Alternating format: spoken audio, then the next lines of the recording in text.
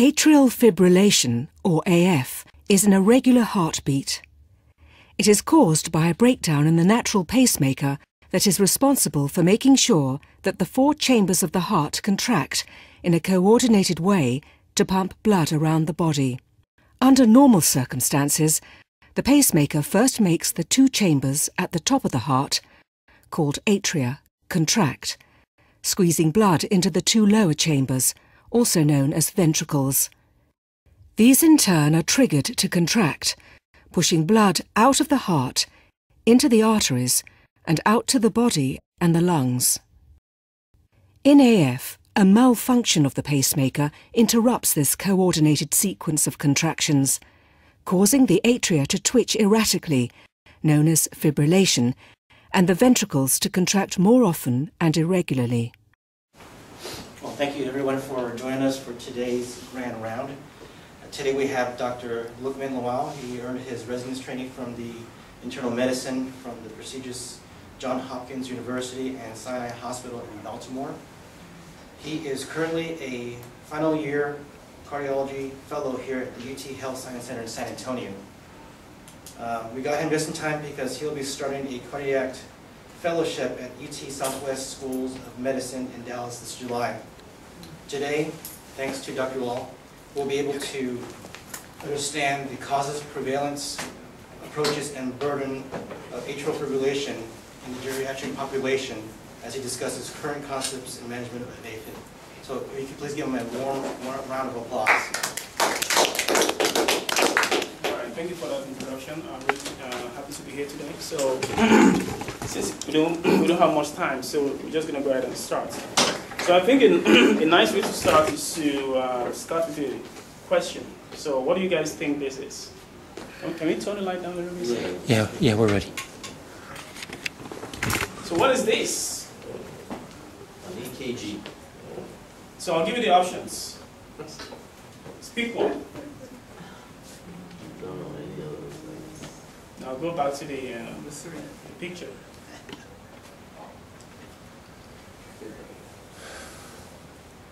What is this? It's the engine to a Ford Model T. It's number 3, but Pacemaker. the old Pick pacemaker. You think it's a pacemaker? Yeah. Are you sure? Who else thinks it's a pacemaker? I don't know. It's got USB-C or So you're right. So this is actually, so number 3 is the correct answer. So this is the Albert Einmann's pacemaker. This device was actually manufactured in 1932. This is one of the first pacemakers ever made by man. So what Dr. Hyman did in 1932 was he actually made this instrument in order to pace the heart. So what he did was he actually went in through the into the right atrium through the intercostal space with 2 electron needles, and then he connected the ends of the needles to this machine. Now this device is manually operated, so it can actually pace the heart at whatever rate you wanted, 30 beats per minute, 60 beats per minute, 120 beats per minute, by just connecting the machine to the ends of 2 electrodes that actually went in through the right atrium through the intercostal space, and that was in 1932. Now, at that time, everybody was laughing at him. Say, hey, what are you doing? The belief was that this device actually interferes with natural events. So nobody took him seriously. Hey, this guy's a joker. They didn't take him seriously. Some people call this the work of the devil. Saying, hey, we're not going to use this. And even the JAMA, the Journal of the American Medical Association, refused to publish his work. And then, during the Second World War, he begged the U.S. Navy to actually use this device to resuscitate, dying servicemen. But of course, it was rebuffed again. So, just a little history there. So, this is the first pacemaker invented. All right. So today we're going to be talking about A-Fib. It's a very common problem. So these are the outlines. I'm going to start with definition and then classification of A-Fib. We're going to talk about the incidence and prevalence, the causes, a brief pathophysiology, and then how to manage A-Fib. So, now, the incidence of A-Fib in the United States now is about 1% in the general population, 1%.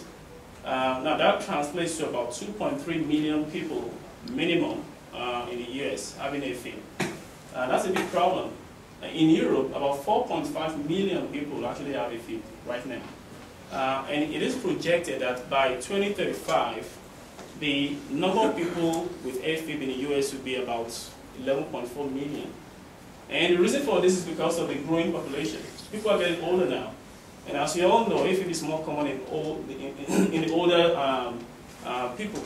So that's one reason. The other reason why it is projected that the incidence will increase by 2035 is because of the prevalence of CAD, coronary disease. As you know, that's a risk factor for A-Fib. And of course, we have better diagnostic tools now than we used to.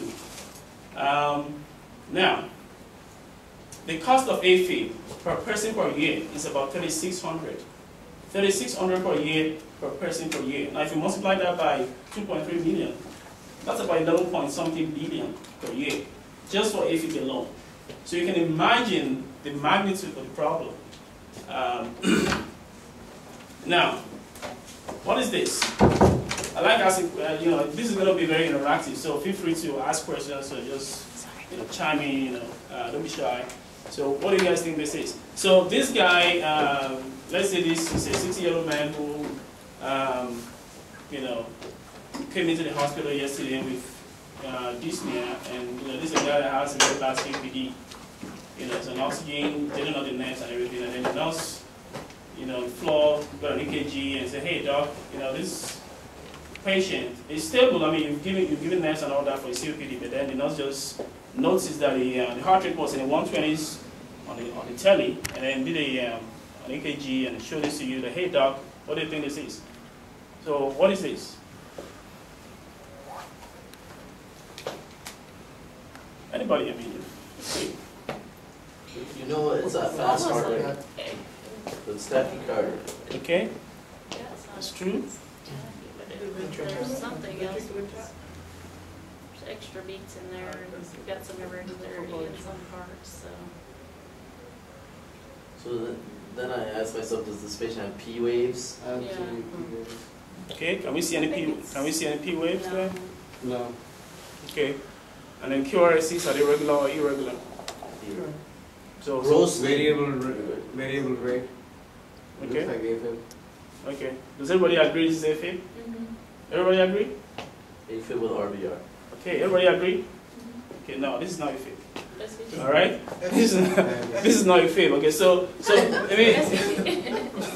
the lesson here is anytime you see, because the way we define A-Fib is what? Absent P waves and irregular QRS, right? That's not every irregular QRS is is A-Fib. So if you look very, very closely, you can see P waves. That's a P wave right there. You need to look closely. That's a P wave, right? Yeah. That's one P wave. Look at that P wave there. That's a P wave, right? That's another P wave there, right? So you can see P waves in front of the QRSs. Now, if you look at the P waves, they have different shapes, right? That shape is different from this shape, right? And that shape is different. That shape is different. So you have at least 3 different morphologies of P waves. And then you have irregular QRSs. And I told you that this patient has a very bad COPD, right? So what is this? So this is MAT, right? Yeah. This is multifocal atrial tachycardia, right? MAT. It's very common in people that have pulmonary disease, like very bad COPD. So be very careful when you see this kind of EKG, because if you call this A-Fib and you cut over this patient, that's not very pleasant. So we need to look very closely when we see, just not every irregular QRS is A-Fib. So this is MAT, and how do you treat this? You treat the underlying cause. Exactly, you treat the underlying cause. So you treat the COPD. That is the way to treat this. You don't shock, you don't give you a metoprolol or don't do that. You just treat the underlying cause. Make sure the patient is getting enough oxygen. Treat the COPD. Okay? What is this? This is not a trick question. This is, There's not a P for There's no P. QRST. Okay, so no P's, right?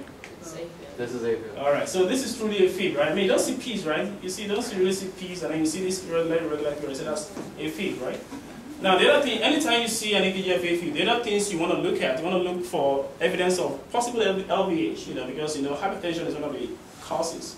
one of the risk factors for A-Fib, hypertension, high blood pressure, right? So you want to look, although this is just a one lead, but you know, you want to make sure you look for evidence of LVH on EKG. You know, that's one. That will kind of tell you, oh, this guy has hypertension. Maybe that's the cause of the A-Fib.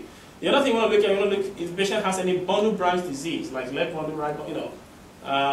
And the other thing you want to look for, you want to look at the QT interval, because you may want to give this patient amiodarone or all those QT prolongation drugs. You want to check the QT interval to make sure it's fine.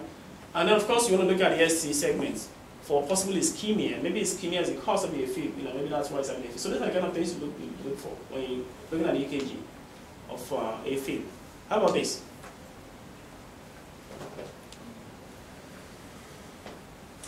It's a very regular rhythm, right? It is regular. This is regular rhythm, right? So what do you think this is? We said A-Fib is irregularly irregular QRS company, right?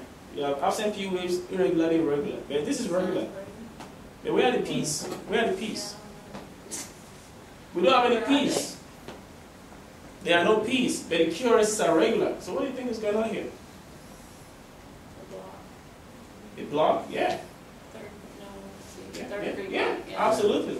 So the only time that you see irregularly irregular QRSs in a fib is when you have an intact AV node. If the AV node is conducting well, then whatever is going on up there will conduct down, so you see your irregularly irregular QRSs, right?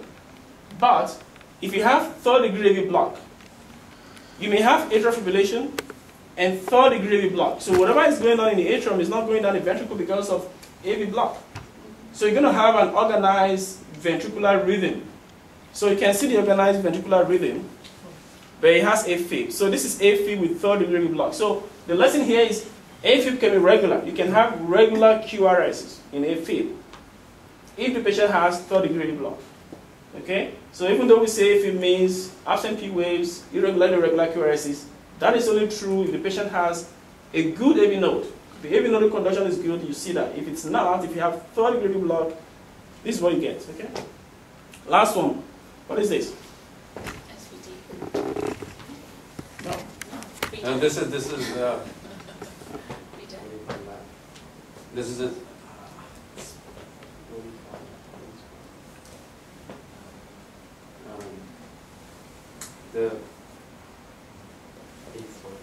That torsades. No, because the QRSs are the same.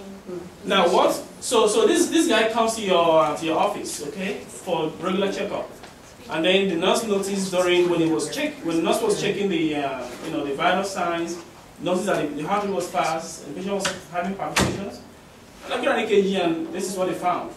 And they came to your office and said, "Hey doc, look at this," you know. And the nurse also tells you that, "Hey doc, I pulled the EKG from a month ago, and this is it. So this is the EKG a month ago. This is the EKG now. A month ago, look very carefully. This is the EKG from a month ago. Sinus, right? Yeah. What else do you see? LVH. Yes, possible LVH, not really, not exactly. Maybe. Not exactly, because LVH, it depends on what criteria you're using. Bundle branch block. Not really. And there's something very obvious here. What is that? Q depression. No. Look at the PR interval, it's short, right? And look at this delta wave here. What is that? WPW. Yes, right? So you see this PR interval is short because the nurse actually helped you by showing you this EKG. Say, hey, this is the EKG a month ago, and this is the EKG today. So here you see delta waves, and now the patient is having this. What is this? So this is Not SVT. look at the QRS. This is wide. This is ventricular. Not necessarily. No, because it's narrow. It's some are narrow, some are wide, right? Yeah. Some are narrow, some are wide, and the QRSs are irregularly irregular, right? Yeah. So this is atrial fibrillation with pre-excitation, right? This person has WPW, and now he's having A-Fib. So it's atrial fibrillation with pre-excitation because, you know, when you have WPW, you have an accessory pathway that connects the atrium with the ventricle.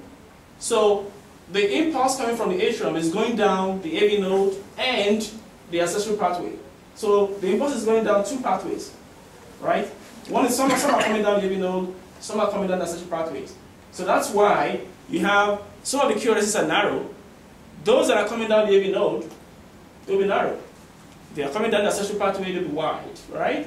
So that's why, and you already know that this patient has WPW. And now you have this irregular rhythm. So this is atrial fibrillation with pre-excitation. How do you treat? What medicine will you give in the ER or in the office or anywhere you see this? To control the rate, what medicine will you use? How do you control rates in A-Fib? Like IV med that you use normally. You know, you want to use your... Normally with Lawal, but I don't think you're supposed to use that in Yeah, WPW. exactly. Yeah. So normally we give our beta blockers, calcium channel blockers, right, to control the rate. But if you see this is pattern recognition. Once you've seen this, you will never forget it. If you see this and you know that the patient has a history of WPW, do not use the nodal blocking agents. The typical medications you use in A-Fib, like your metoprolol, IV metoprolol, IV cardizem, you know, those, the digoxin, all those medicines, they all block the AV node. So they prevent whatever is going on up there from conducting that. That's what they do. Now, if someone has some WPW and is in A-Fib, and if you gave any of those nodal blocking agents, what they do is they block the AV node, and as a result of that, everything conducts down the accessory pathway. Now, the accessory pathway conducts very fast, faster than the AV node. So everything conducts down the accessory pathway very fast, and the patient develops B-Fib and can die. So anytime you see this, do not give nodal blocking agents. Give either IV procainamide or ibutilide. Okay, procainamide is what most people use. So IV procainamide, you'll be fine. Okay. All right. All right. So, just a brief statement on the pathophysiology of A-Fib. We'll be very brief because we have a lot of things to get to. So, atrial fibrillation, so there are many theories regarding the cause of atrial fibrillation. Now, one of the commonest ones is that atrial fibrillation actually originates from a focus in the pulmonary veins. Now, normally everybody has 4 pulmonary veins, right? Some people have 5, but most people have 4. So you have like 2 on the left, like this is LSPV, left superior pulmonary vein. You have the left inferior pulmonary vein, you have the right superior pulmonary vein, and then you have the right inferior pulmonary vein. So all the veins open into the left atrium, right? So you have 4. So the theory is that the source or the focus of atrial fibrillation actually originates from the pulmonary veins, within the pulmonary veins. So as a result of that, if we can ostracize the pulmonary veins, if we can create a lesion around the pulmonary vein that will prevent the atrial fibrillation that originates from the pulmonary veins from entering the left atrium, then we can cure the atrial fibrillation, right? That's why we do ablation. That's what we do when we do ablations. Because we do know that the atrial fibrillation originates from the pulmonary veins most of the time. So the pulmonary veins, so if we can ostracize the pulmonary vein, isolate the pulmonary veins, electrical isolation of pulmonary veins, by creating a lesion around it, so we kind of burn around it. It's like creating a fence around the pulmonary veins. So that will prevent whatever is originated from there from entering the left atrium. So we can cure the A-Fib. That's what we do when we do ablation, right? So that is one of the commonest pathophysiology of A-Fib. There are many other mechanisms of A-Fib. We don't want to go into all that, okay? But just understand this because we're going to come back to this when we talk about treatment. So these are the possible causes and risk factors for A-Fib. Age. The older we get, the more likely we have to have A-Fib. I said the incidence of A-Fib is 1% in the general population. Now if you're over 80 years old, it's about 8%. 8. So you can so the older we get, the more likely we have. The median age is 75 years old. Alright? Male gender. Now the male gender, if you're a man, you're not a risk factor to yourself, but it's just more common in males than in females. Nobody seems to know why. Other possible causes are hypertension. You have your coronary artery disease, your valvular heart disease, like mitral stenosis, for example. If you have cardiomyopathies, dilated cardiomyopathies, infiltrative cardiomyopathies, all this can cause A-Fib. Hyperthyroidism can cause it. Stimulants, coffee. So for those who like to drink coffee morning, afternoon, and night, you are at risk of having A-Fib. If you drink coffee in moderation, you'll be fine, but excessive coffee use can actually predispose to A-Fib. Sleep apnea is a very common cause of A-Fib. So if someone comes in, an obese patient with sleep apnea having A-Fib, before you treat the A-Fib, try to manage, or you should manage both together. You know, you should make sure the patient is wearing a CPAP, because even if you treat the A-Fib, I mean, you know, if you're still having OSA, you know, you're still going to have recurrent A-Fib. So chronic lung disease like COPD can cause A-Fib. Alcohol, you know, there's something called the holiday heart syndrome. I mean, Friday nights, everybody, you know, you party all night long, Saturday, Sunday, and then on Monday morning you have this fluttering heart. So that's called holiday heart. Okay? And then, of course, A-Fib can be familial. A-Fib also has genetic predisposition. So. Now, how do we classify A-Fib? This classification is very important because it guides our treatment. It's very, very important. So according to the 06 and 2010 guidelines, so when you diagnose A-Fib for the first time, regardless of how long it's had it, if that's the first time you diagnose it, that's called new onset or new diagnosed A-Fib. So if you're seeing someone for the first time in your office, and that is the first time you'll be diagnosed, so it's called, it doesn't matter whether it's had A-Fib for 10 years or 20 years. As long as you're making that diagnosis for the first time, that is called new onset A-Fib. Okay? The next one is paroxysmal A-Fib. So if it's recurrent, usually when you have more than 2 episodes of A-Fib that terminate spontaneously in less than 7 days, usually less than 24 hours, so that's paroxysmal. And then you have persistent A-Fib. So if the A-Fib fails to terminate within 7 days, you know, lasting more than a week, persistent A-Fib. And of course you have permanent A-Fib, more than a year, okay? So these are the labs that you order for a year. Now you don't order, I mean, we typically don't order all these labs on everybody. You know, it all depends on the patient's situation. But generally speaking, these are the labs that we normally order for A-Fib patient, okay? So you check the TSH. Most of the time, most of the labs that I order will depend on the patient's situation, the comorbidities, the other medical problems. But most of the time I do my CBC, I do my chemistry, I check my TSH, you know, I get my echo, you know, of course my EKG. Now the BMP, you know, unless patient is having CHF, and I don't typically do that, or, you know, because CHF is a clinical diagnosis. You can, you know, check the JVD and listen to the lung, get a chest X-ray. That will tell you what you need to know. So, you know, I typically don't like BMP. D-diamonds if you're suspecting PE, you know. All right. So how do you treat? So the 2 main goals of treatments. The first one is to prevent, you know, circulatory collapse. That's the first thing. The next thing is to prevent a stroke. Why do you worry about A-Fib? You worry about A-Fib because it can cause a stroke. Number 1, heart failure. Because if your heart is like doing that all the time for many years, like you're running all the time. I mean, nobody can run forever. If you're running all the time, you're going to get tired, fatigued. And the same is true for the heart. So, you know, if you're having A-Fib for so many months, many years, the heart is going to get tired and you can have CHF. So stroke, CHF, and apart from that, A-Fib is an independent risk factor for death. So these are the 3 main reasons why we treat A-Fib very aggressively. So these are the 2 main goals. And so the way we prevent circulatory collapse is to either do rate control or rhythm control. So how do you manage A-Fib? It's either you control the heart rate or you convert back to sinus rhythm. So you can do either, okay? Now, the question is, so if you had a patient with A-Fib, which of these should you choose? I mean, should you, choose the rate control routes, or should you just convert it to sinus rhythm? Which is better? Now, there have been so many studies that actually compared both. The 2 biggest studies, I'm sure everybody knows, is, we have the 2 main ones are the, what happened to my slide? Somehow something happened to my, I have this, These 2 affirm studies.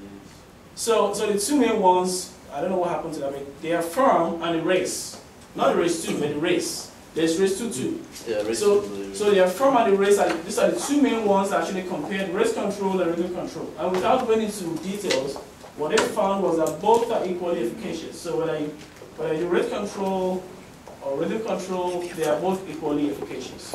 So you can choose any of the 2, right? Now, how do I manage? How do I treat? Now, if I saw a young guy, maybe like a 20-something-year-old man or 35-year-old man with A-Fib, for example, I would like to convert that person back to sinus rhythm because it's pretty young, and I don't want him to be in A-Fib at that age because what happens to your left atrium? If you're in A-Fib for a long time, your left atrial size becomes so big, and you're going to stay in A-Fib for the rest of your life. So the bigger your left atrium, the less chances you have to stay in sinus breathing after conversion. So I don't want my 40-year-old man or my 40-year-old woman, you know, with A-Fib to stay in A-Fib. I want to convert, even if it's asymptomatic, I want to make sure I convert back to sinus breathing. Okay? Now, if I saw a, say, 85-year-old man with A-Fib, for example, I don't need to really convert into sinus breathing. I mean, I can rate control that patient, you know, because 85 years old, you know.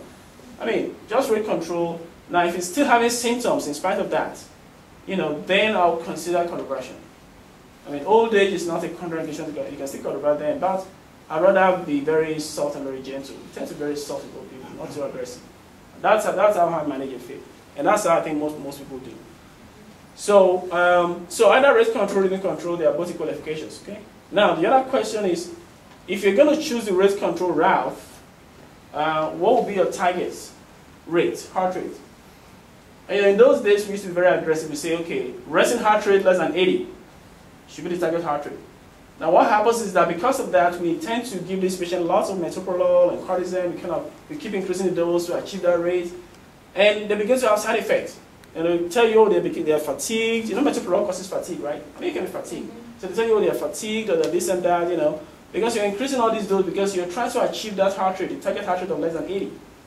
So a couple of years ago, there was a study called the RACE trial. Now, so what this study tried to do was to compare strict rate control that we used to do in those days, which means your heart rate less than 80 at rest and less than 110 with moderate exercise. Let's say 6 minutes walk, less than 110. That's a strict rate control. Or let's not control this patient to strict. Let's just say, okay, resting heart rate less than 110. So they compared both. And the primary endpoints are incidence of stroke, cardiac mortality, and CHF, and heart failure. And what they found was that linear rate control was not inferior. It was a non-inferiority study. So linear rate control was not inferior to strict rate control. So you can actually do both. Both are equal efficacious in terms of stroke prevention, CHF, and cardiac death. So what I do is, if I had a young patient without CAD, no history of CAD, just A-Fib and maybe some other medical problems, if I can get the heart rate to be less than 110 at rest, I'm happy with that, as long as they're not having symptoms. Now, if they're having symptoms, you have to go lower, right? If they're fine, they're not having symptoms, they're young, they don't have CAD, 110 for me is fine. Now, if they have CAD, let's say they have CAD, you know, this person had MI like a few years ago, he has stents and all that. Most of our CAD patients, we want to make sure we decrease the heart rate to like 60s or 50s. We don't want the heart rate to be in the 110s if they have CAD. So if someone has CAD, MI 2 years ago, has stents or has had a bypass, for example, and has a Fib, I would like to reduce the heart rate to maybe 60 or 70 or something like that, you know. Not for the A-Fib per se, but because of the CAD, all right? So the other thing is, apart from rate and rhythm control, the other thing is that we think about is anticoagulation. Remember, A-Fib is one of the commonest causes of stroke, right? So we don't want that. So, and how do we determine those that need anticoagulation? So those that need anticoagulation, we use the CHAR score. The CHAR score, you can see, has this 5 components. So we have CHF, hypertension, age, diabetes, and of course stroke. And then so, if you told your patient that, hey, Mr. Jack, your CHAR score is 2 or your CHAR score is 1, and the patient asks you, so what does that mean? I mean, yeah, my CHAR score is 2, but what does that mean? You know, that means I'm going to have a stroke. So what are my chances of having a stroke if my CHAR score was 1 or 2?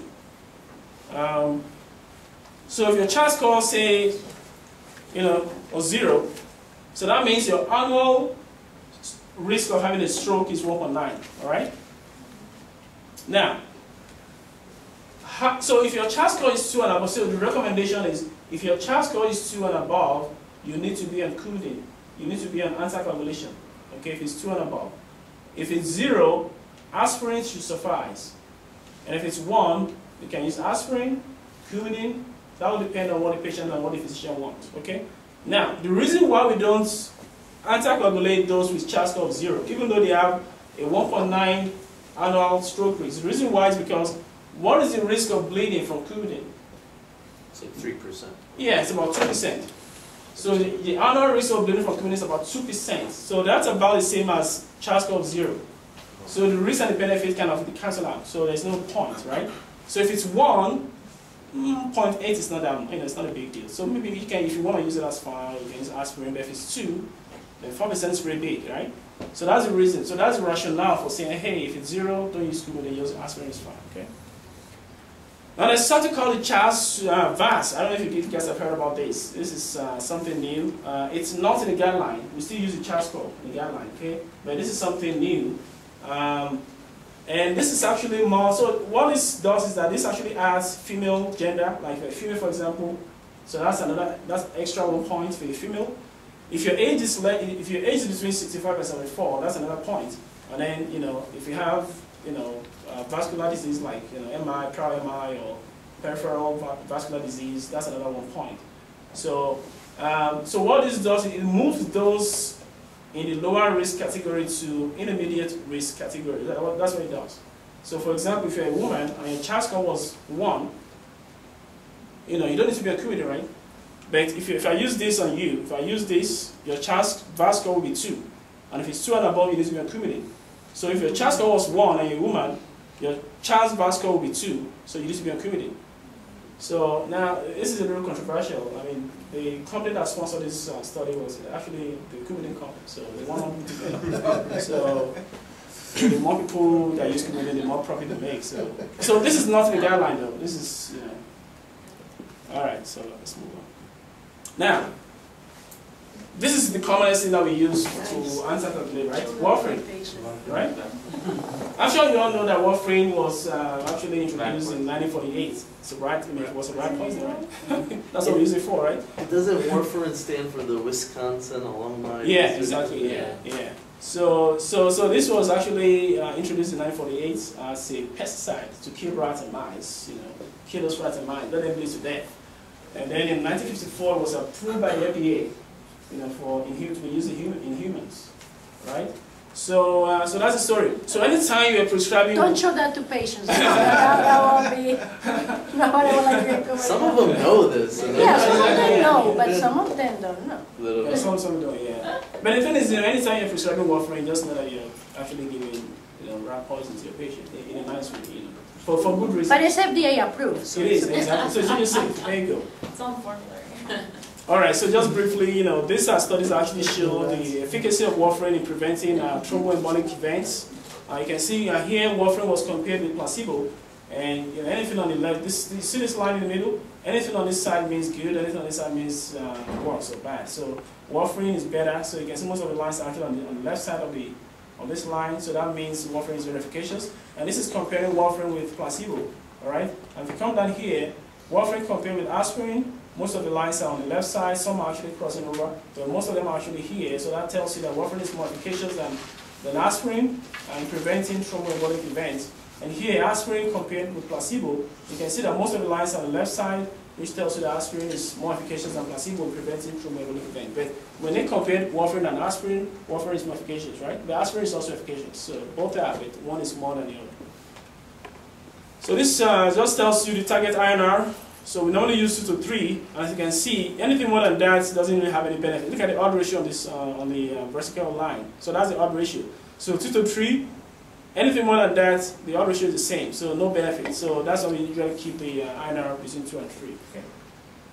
Now the problem is, I know you guys deal with elderly patients almost all the time. You see all this.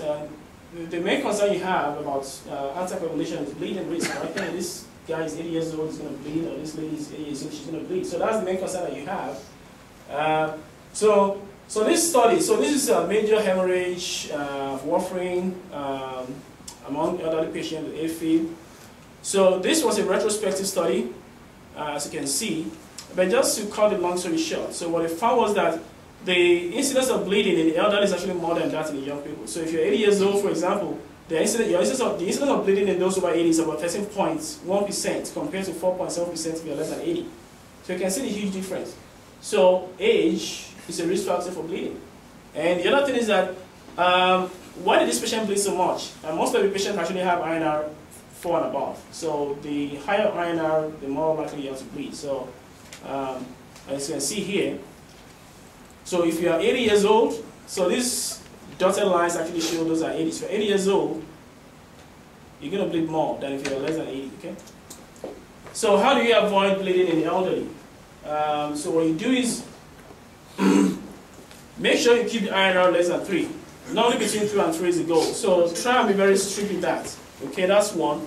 And then the other thing is that try not to combine your warfarin with your aspirin or your Plavix unless it's absolutely necessary. And if someone had his stents in his coronaries, I mean, you can't do anything about it. But if you could do something about it, I mean, try to avoid it.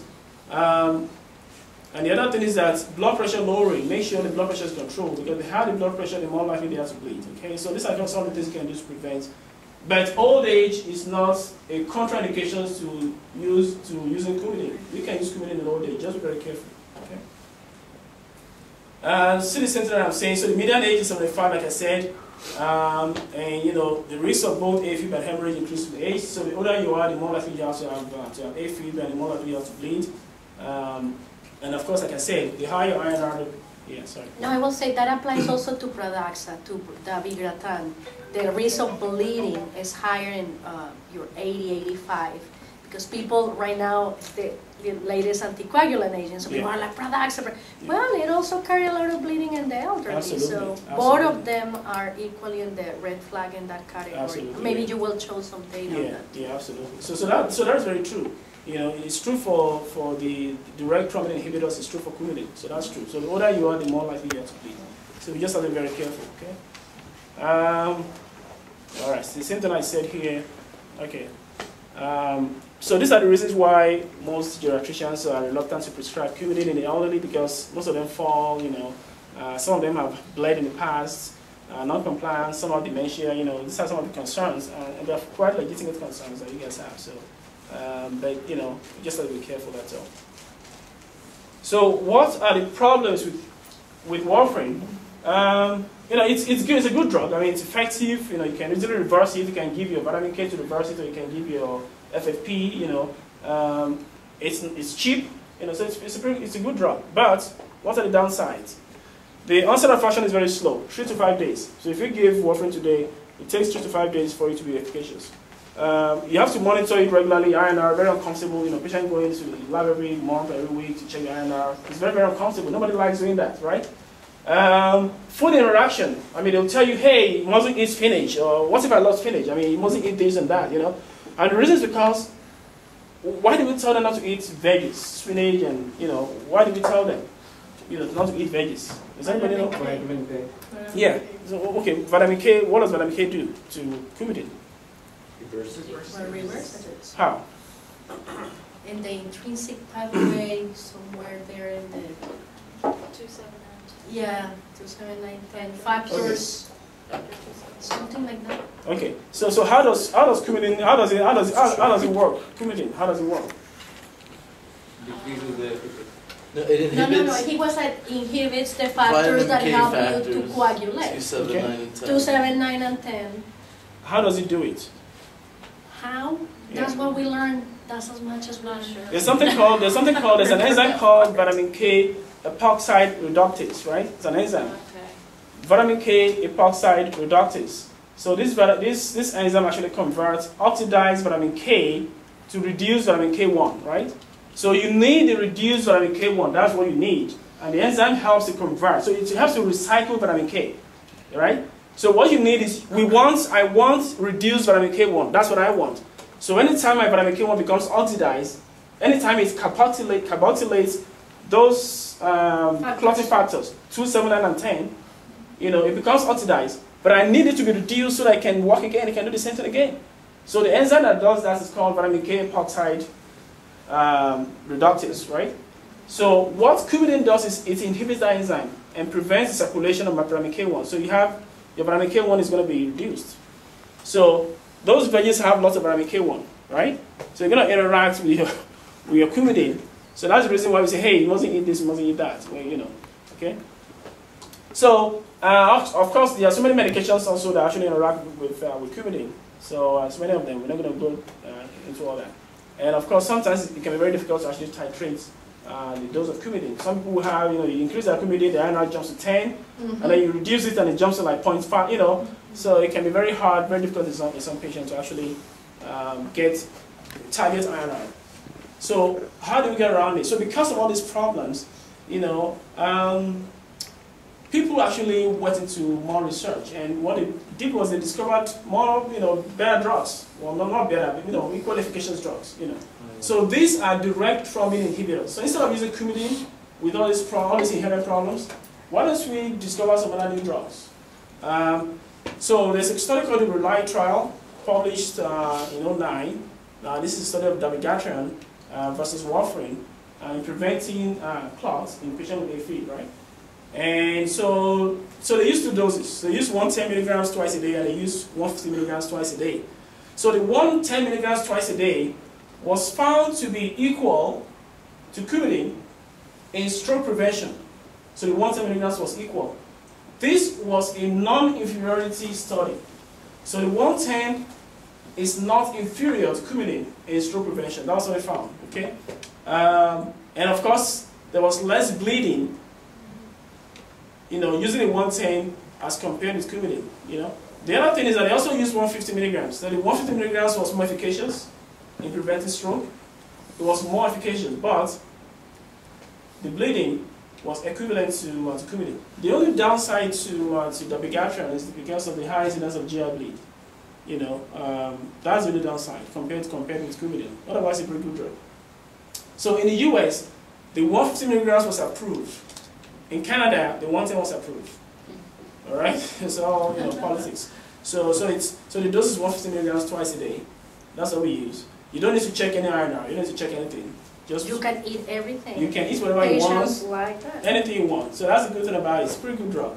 But just know that, you know, it can, the incidence of GI bleed is higher than. I have a lady that's 92 in the nursing home, has Right. been in coumadin forever, and we decided to change her Right. to dabigatran. She bled 2 times. Yeah. And you will figure, warfarin for years, nothing. The 2 attempts we did with the dabigatran, and she bled and ended up in the ER. Mm. So we switched her back to warfarin. Where did she bleed from? GI, Oh, lower GI. Yeah, because, you know, that's But it's interesting, you know, that you will It say is. she didn't bleed in warfarin, and but again, here at the VA, the guidelines are really tight if you're going to put that drug in people that Yeah. are 80 and older because Yeah. the bleeding Yeah. issues, so they won't even. Doesn't the dabigatran study that you showed, it actually showed that dabigatran had increased risk of Bleeding. fatal GI. That's what I thought too. Yeah, that's that what you bleed more. that's what I said, yeah. Yeah, Yeah, okay. yeah. And also the price, I mean, $250 for a month and Exactly. $15 for. It is for expensive, yeah, it is It's expensive. very yeah. expensive. It is You're right. expensive, yeah. Good What could point. we give to reverse dabigatran? Nothing. No, That's the problem. Can we That's the give blood problem. products though? Well, you can. You Transfuse. can give, You could give blood products, I thought. oh, you can. I mean, that's the only choice we have. You can give FFPs and all Yeah. that, but I had a patient, it's not really that very efficacious. But you know, you can do that. Yeah. I had a patient in ICU, he bled and we gave him like 20 bags of blood, and probably like 10-15 bags of FFP. Oh Then my we, gosh. out of desperation, tried dialysis and somehow stopped bleeding. It was in dabigatran. Yeah. So that's the downside, you know. I think the surgeons are having a big problem with it too. Yeah. You know, like people really bleed. Yeah. On And that. you can't reverse it, so. Yeah. All right, so it's now approved. This is the focused updates on A-Fib. This was 2 years ago, so you can now use it. Okay, it's first line. All right, now I just want to show you this because, you know, just in case someone tells you that, hey, dabigatran causes increased incidence of MI. This was a meta-analysis of 7 studies, and what they found was that those on dabigatran actually have a high incidence of MI. Whether this is true or not remains to be seen, but just to. All right. So the other direct thrombin inhibitors that have been approved by the FDA, you have the Xarelto, rivaroxaban. So this is a good drug too, just like dabigatran. It's a QD drug. Dabigatran is BID, so compliance with better. Okay, and it's as good as coumadin as well. The other one is apixaban. So we have 3 that have been approved by the FDA. You have dabigatran, you have your rivaroxaban, and then you have your apixaban. They're all equally good, so you can choose to use any of them. Okay. How about aspirin and Plavix for preventing clots in A-Fib? Not so good. Yeah, because of increased incidence of bleeding. So this study compared aspirin plus Plavix with coumadin, and what they found was that patients on this combination actually bled more. So we don't typically use a combination of these to prevent clot in the A-Fib patient. Okay. Now, what if someone cannot take Coumadin? I mean, we have lots of patients who maybe they have some very nasty GI bleed, or they had a recent stroke, and they cannot take anticoagulation for whatever reasons. What do you do? Filter. What? Greenfield filters, but they don't work as well either. No, you don't use filters for. Oh, that's for DVT. That's for not DVT, not for A-Fib. Not for A-Fib. Oh, no, for A-Fib, For no. A-Fib, yeah. So you can't, No, there is. you can't, right? What are you going to do about it? Chance score of 4, when they're going to stroke out, you got to do something, right? So there's something called a Watchman device. You can use this. Okay. Watchman device. Watchman, right here. So this is the left atrial appendage. You know, most of the clots actually form. Most of them form in the left atrial appendage, right? So if you can include the left atrial appendage, you can prevent whatever clot is in there from coming to the left atrium. So this is the Watchman device. Now this has not been approved by the FDA. Hopefully by the end of this year, that's what we're thinking. It's going to be approved. Okay. The other thing that has been approved that we do now, in fact, we did our first case 2 weeks ago at UH. Someone cannot take Coumadin for whatever reasons, and you're trying to prevent stroke. There's something called left atrial appendage ligation. So we ligate it externally. So we go here. Of course, this is going to be done under general anesthesia and then in the cath lab. We did the first one 2 weeks ago. So you go in subscaphoid with your needle, and then you advance your catheter all the way up. The catheter has a little suture at the end. So you advance it all the way up to the left atrial appendage, and then you ligate the neck of the appendage. You're going to be watching everything on the monitor, under X-ray guidance. So you ligate that, you ligate it, and of course you're always doing your intra-op TEE. So your TEE probe is going to be down there, looking all the time. So you ligate that, you tie that off, and that's it. End of story. Okay? So as long as you can ostracize the left atrial appendage, you know, chances of forming a clot in the left atrium is very low. So, but you need to be you need to have a high trained person to do the procedure. Yeah. It's not that hard. Do you do it here in UTHS? Yeah, we did our first case 2 weeks ago. Wow. And the EP guys do it. The Dr. Pandey is the EP, the EP guys. The EP guys actually do this. The electrophysiologists do it. So we did our first case. In fact, we did 2 cases on the same day. So it won't affect the epicardial blood flow? No, because you're just tying here, you're tying the neck of the appendage.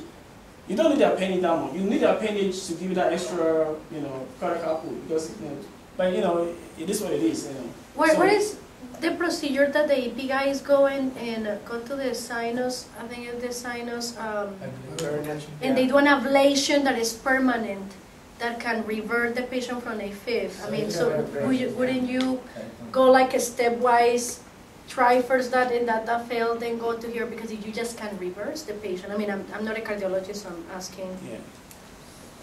Because I mean, this is invasive. It's So certain criteria. There is the age factor, this is depending, they can go and ablate them. But what's the question? I don't So it's like there is a procedure. It has a name of somebody that you can do an ablation of the aberrant conduction systems. And that has a really high increase of reverse the patient completely from the A-Fib. So I was thinking the maze procedure? I think so, yes. Yeah. So why is that in comparison to all of these? Okay. All right, so we're going to talk about the maze when we talk about ablation. This is the last thing I'm going to talk about. Yeah. This is only 2 minutes, okay? So the last thing is to do that. So how do you manage A-Fib? Rate control, rhythm control, we talk about those 2, right? And we talk about anticoagulation, right? Now, what if rate control fails? You can try rhythm control, right?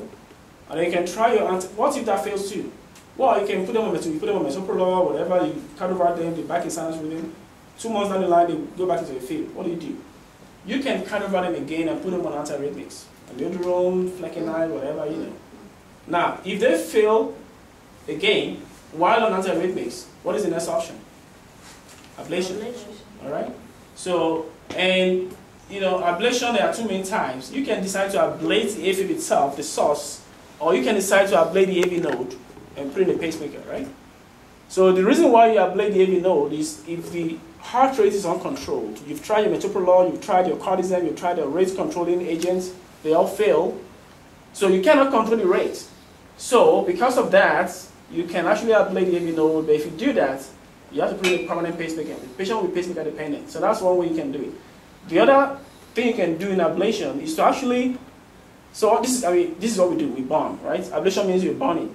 We don't say that to the patient, we say ablate, but it's actually burning. So what we do is that these are the 4 pulmonary veins, like I told you. You burn around there, create a lesion around the pulmonary veins and ostracize them, preventing the A-Fib from coming to the left atrium. That's what we do. All right? That's what we do in ablation. Now, before this, many years ago, the surgeons used to do what is called a maze procedure, right? We actually learned this from the surgeons. When the surgeons were doing maze procedures, so what they were doing was they were creating all kinds of lines, all kinds of lesions. And maze procedures is an open heart surgery. I mean, they open up your chest wall as you're having some bypass, and they create all kinds of lines, lesions in the left atrium.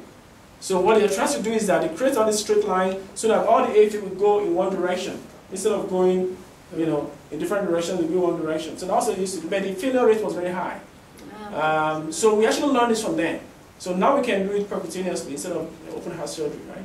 So this is all ablation is about. Okay, I don't want to go into much more details. I don't want to, you know, get you guys, you know. And then after ablation, you put them on coumadin for like 2 months, and after that you can stop it, or you can continue depending on their child score. If the child score is 2, you leave them on coumadin. If it's less than that, you can stop coumadin after 2 months. Ablation, all right? What is the success rate in ablation these days? Well, if it's for paroxysmal, so that's a good question. So the FDA approved A-Fib ablation for paroxysmal A-Fib, not for persistent. But we do it in persistent too. But for paroxysmal, yeah, it works pretty well in paroxysmal A-Fib. And it is approved by the FDA for paroxysmal A-Fib. The success rate is very good. But most of the time, they will require 2 or 3 more ablations in a couple of years. All right? We've not perfected this yet. You know, it's still in the still growing. Are they doing it here? Oh yeah, Oh, not at the VA, everywhere. but UH. UH? Oh yeah, we do a lot at UH. And the private sector too. And Methodist, Yes, UH, and they do everywhere. it. You know, so you have to go in through. You have to do a transeptal. So you make sure you actually go into the femoral veins, and then you advance the catheter all the way up to the right atrium, and then this is where you want to burn. You want to burn the left atrium. So how do you get to the left atrium? When you get to the right atrium, you puncture the septum. You do a transeptal puncture, and then you advance your catheter and your needles into the left atrium, and that is where you burn. So the way to get access to the left atrium is to do a transeptal and gain access. So that's what you do. All right. So quick question before we go. Just one. I'm sorry. So if the patient has chronic A-Fib for several years, you say that it still can be candidate for ablation? Yes, but if that's the case, that would be persistent A-Fib, right? Persistent, yes. You can have a long-standing persistent. It doesn't work as well as for paroxysmal. So the longer you are in A-Fib, the less likely ablation is. Okay. You know, it doesn't work as well. But it can work. You can try it. Yeah. Very expensive, yeah. Well, it's very expensive. Maybe 100,000. Yeah. Oh my gosh. I was trying to... The hospital gets 100,000, not the doctor. The doctor gets peanuts, you know. But my brother's father-in-law had this problem, so I tried to research this. But I think the ones that they do the most is in Austin, Texas. There's like a group that they do all the ablations. I spoke with Dr. Marble. Yeah. So he suggested me that, but... yeah, they do it in Austin, they do it in, is your daddy veteran? Is he a veteran? Is he a veteran? No, he's not. No, he's from Mexico. Oh, Mexico. Yeah, he was trying to get it done, but after the price, he said, no, I think they can... Well, 100,000. I can continue with the coumadin. Buy a new home. Yeah. Yeah, super. So this guy, I actually saw this guy yesterday in clinic. This patient was in clinic yesterday. 43 BMI? Yeah, so he's 53 years old, he's obese, that's BMI. He's got paroxysmal A-Fib, he's O3, he's on metoprolol, aspirin. On Sunday, just this last Sunday, he was a Methodist because he had a fib with RVR. So when he got there, before they give him anything, he converted back to Sanskrit on his own. Before they give him anything. And then, so they referred him to see us in clinic. So I saw him in clinic yesterday with Dr. Pandey. And when I saw him yesterday, his EKG was sinus bradycardia, 53, it was fine. I complained of skip beats every now and then. Otherwise, it feels fine. So, so how do you manage this patient? Now he's in sinus, so some metoprolol. But he's having a skip beat and everything. What do you do? Sleep study. What? Sleep study. Yeah, so sleep study will be one because look at this guy, look at the BMI. Yeah, I was going to say, can he lose some weight? That will help. Exactly, so that will help, right? So we got our basic labs, CBC, chemistry, echo. Of course, you have to get an echo to make sure the labs are fine. And of course, sleep study will be fine to determine whether this guy has sleep apnea or not, because that's a predisposing factor to a fever. So that's a good point. So in that case, you will manage to lose some weight, good luck with that, manage the other comorbidities, and if he will do everything right, he probably won't need anything else. Absolutely. How long will you wait for all of these changes to happen? So that his heart is still skipping, you give him 6 months before you start doing something? It all depends on how frequent the symptoms are. It all depends. What was his symptomatology? I was having, the reason why I went to Methodist is because I was having palpitations. Also palpitations. Okay. Any more questions? We have 2 minutes for more questions. Thank you, Dr. Wonderful, thank you. Very practical, very geriatric oriented, which we appreciate. Excellent. Okay, everyone will get an evaluation today. I would really appreciate it if I got one from everyone. And we're not going to have a grand round next week, so wipe your tears. There's a course. Everybody's in New Orleans. Right. Except us too. Except us. And me, I'm covering the service. Okay. You're only going to be the only The palliative care meeting, so the majority of fellows are going to that. He's working with me, the geriatricians stay, the palliative care go and have fun. It's the palliative care meetings.